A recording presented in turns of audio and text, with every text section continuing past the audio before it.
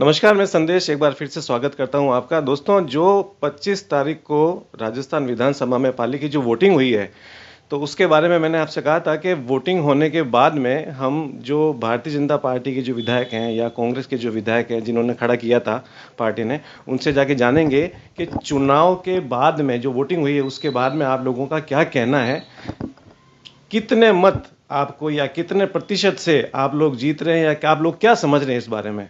नमस्कार ज्ञान जी भाई साहब। भाई साहब, जो पाली में जो वोटिंग हुई है उस पे आपका क्या कहना है, अपने कितने पक्ष में पड़ी है वो? जनता का बहुत अच्छा आशीर्वाद मुझे मिला है। मैं जहाँ भी गया हूँ, बीजेपी से मेरे से लगाव था और एक अच्छा परसेंट वोट हमारे पक्ष में गया है। भाई साहब, एक चुनाव में खास बात देखने को मिली कि जो अपने बीजेपी से जो चेयरमैन थे यहाँ पे राकेश जी भाटी, क्या अपने को लगता है कि उनका विरोध करना कहीं ना कहीं हमें नुकसान देगा? नहीं, ऐसा कुछ नहीं है। उन्होंने विरोध काफ़ी किया, लेकिन जनता में इसका कोई असर नहीं हुआ।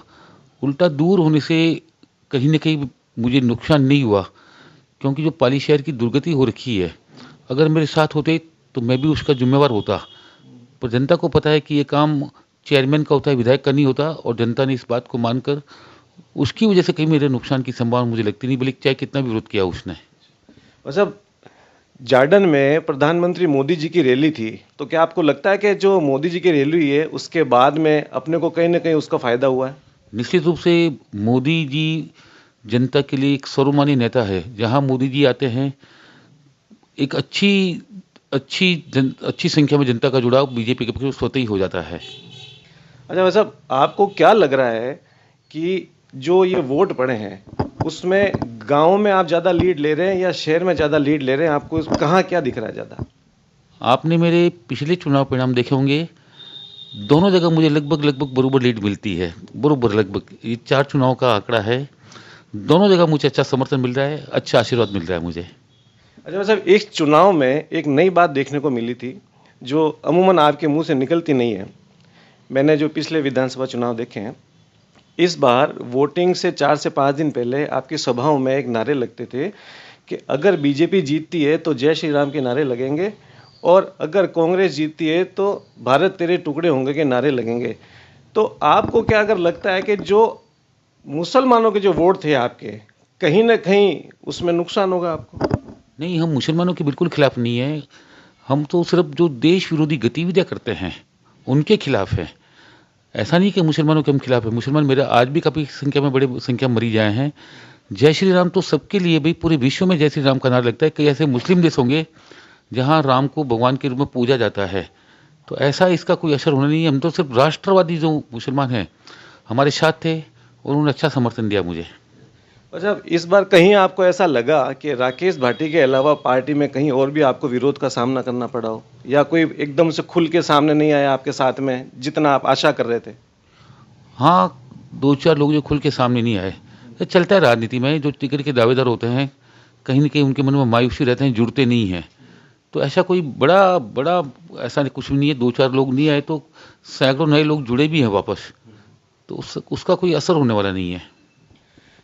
सर, पिछले 5 कार्यकाल आप में थे, तो आपको क्या लगता है कहीं ना कहीं एंटी इनकम्बेंसी का अपने को कहीं नुकसान होगा इसका? आपने देखा होगा, पहले चुनाव के बाद से मेरे 5 चुनाव का रिजल्ट हर बार मुझे ज़्यादा बढ़ोतरी मिली है। पहले वाला चुनाव 3.5, दूसरा 6.5, तीसरा 7.5, चौथा 13.5 और पाँचवा 19,500 का। तो और बढ़ने वाला हूँ मैं। कहीं भी एंटी इनकम्बेंसी नहीं है। मैंने इतने काम किए, इतनी सेवा की है, कहीं एंटी इनकम्बेंसी की बात मुझे नज़र नहीं आती। जो 20 से 25 हजार वोटर नए जुड़े हैं इसमें, आपको क्या लगता है उसमें कितना प्रतिशत मत आपके पक्ष में है? अच्छा रहेगा मेरे पक्ष में। जो युवा है, मोदी के नाम से सारे बीजेपी के साथ जुड़े हैं, एक अच्छा प्रतिशत मेरे साथ है। सर, एक आखिरी सवाल आपसे पूछ रहा हूँ अब मैं, जरूरी सवाल है ये। आपको क्या लगता है कि पिछले जितने भी चुनाव हुए हैं, कांग्रेस पार्टी हमेशा बिखरी हुई नजर आती थी। इस बार पूरी कांग्रेस पार्टी एक मंच पर दिखी थी, तो क्या आपको लगता है कहीं ना कहीं उसका हमें नुकसान हो सकता है? कांग्रेस एक हो या बिखरी हो, उससे मुझे कोई फर्क नहीं पड़ता। मैं मेरे काम के बूते, मेरी सेवा के बूते जनता से आशीर्वाद मांगता हूँ और उसका लाभ मुझे मिलेगा। आपको बहुत बहुत शुभकामनाएं हैं भाई साहब। 3 तारीख को परिणाम आएंगे, जरूर मैं आपसे आके मिलूंगा। एक आखिरी सवाल बता दें, आपको क्या लग रहा है कि पिछला चुनाव आप 19 से 20 हज़ार से जीते थे, इस बार आप कितनी आशा कर रहे हैं कि मुझे कम से कम मेरी जीत का अंतर इतना रहेगा? जैसा हर बार परंपरा रही ना, उसी अनुपात में आगे बढ़ूंगा और जीतूंगा, अच्छे वोटों से जीतूंगा। चलिए दोस्तों, ये थे पाली से वर्तमान विधायक श्री ज्ञानचंद जी पारेख साहब।